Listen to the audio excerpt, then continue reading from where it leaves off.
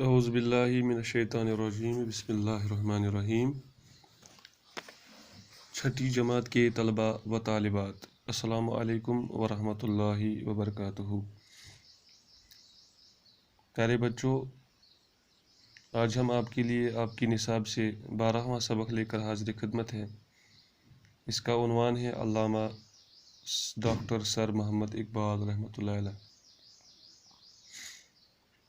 پیارے بچوں، دنیا میں ہر مکتب فکر سے وابستہ شخصیتیں پیدا ہوئی ہیں، یعنی ہر کسی مکتب سے وابستہ، ہر کسی مذہب سے وابستہ شخصیتیں پیدا ہوئی ہیں جنہوں نے اپنے سے وابستہ مکتب کی اتنی آبیاری کی ہے کہ جس کی نمی سے شوق اور ذوق رکھنے والے لوگ رہتی دنیا تک فیض و لطف اٹھاتے رہیں گے۔ یعنی ایسے کارہائے کارنامہ، ایسی آبیاری انہوں نے اپنے اپنے مذاہب کی کہ جس کی نمی سے، یعنی کہ جس کا ثمر، جس کا پھل دیکھنے کے بعد رہتی دنیا تک لوگ اس سے فیض اٹھاتے رہیں گے۔ انہی نامور شخصیتوں میں علامہ اقبال رحمۃ اللہ علیہ کی قد آور شخصیت سر فہرست ہے۔ پیارے بچوں، اقبال 9 نومبر 1877 عیسوی کو پاکستان کے ایک شہر سیالکوٹ میں پیدا ہوئے۔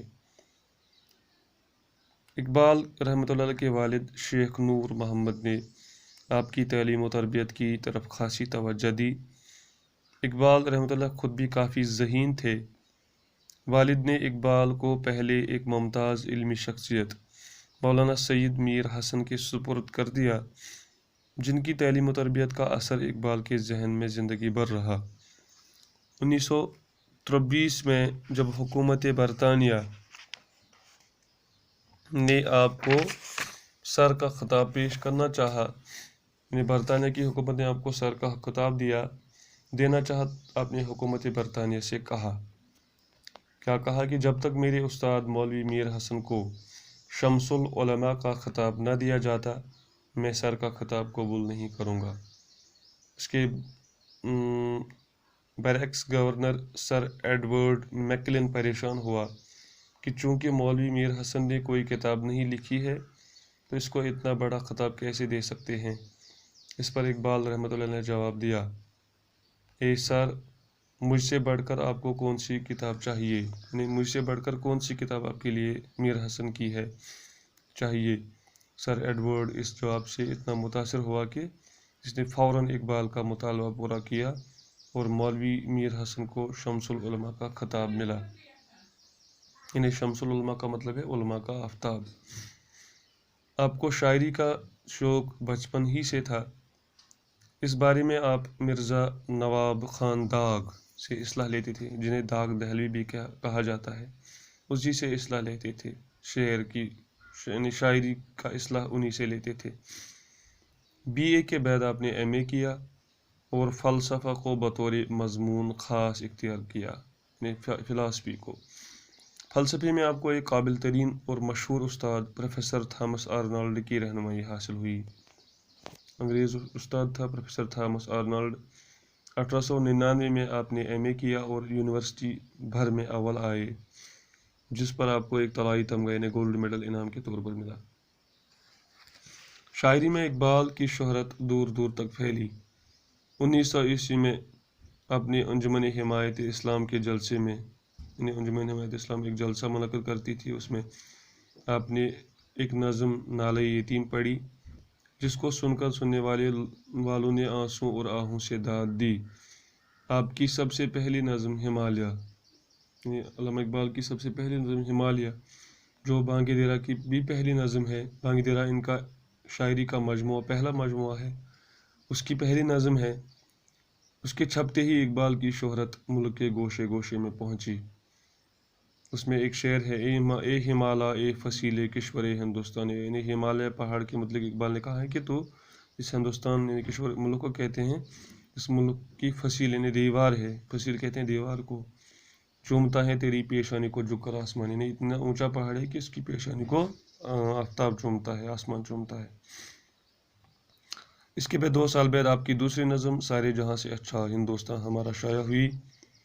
جس سے آپ کی شہرت میں چار چاند لگ گئی، یعنی جس نظم کی وساطت سے آپ کی شہرت اور بھی زیادہ مشہور ہوئی۔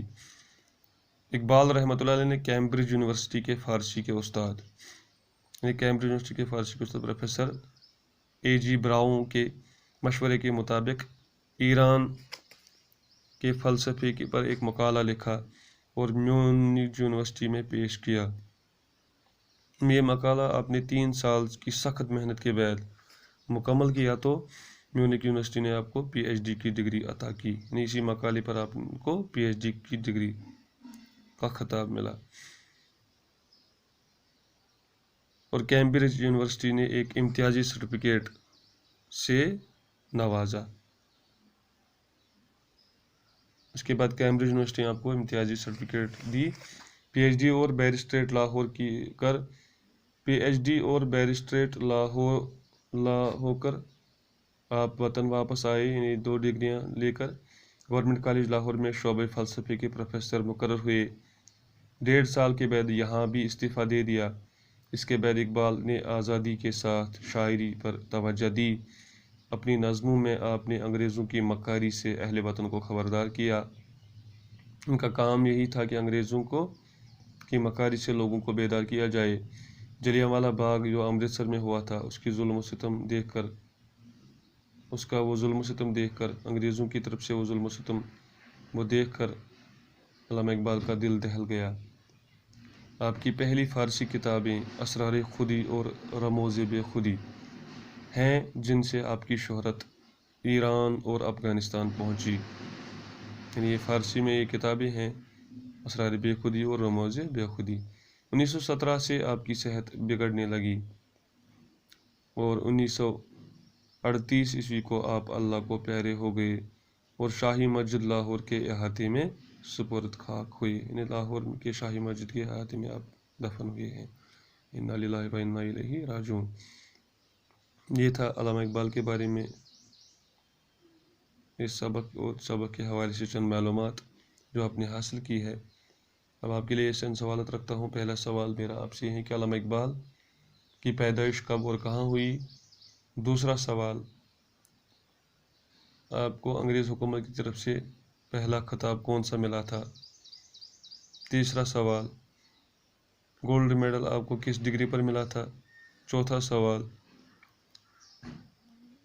کس یونیورسٹی سے علامہ اقبال نے PhD کی ڈگری حاصل کی؟ اور لاسٹ والا سوال، آپ کس مسجد کے صحن میں سپرد خاک ہوئے؟ ان سوالات کے جوابات آپ واٹس ایپ پہ بھی بھیج سکتے ہو۔ آئندہ کے لیکچر کے لیے ہمیں اپنی دعاؤں میں یاد رکھیے گا۔ السلام علیکم ورحمۃ اللہ وبرکاتہ۔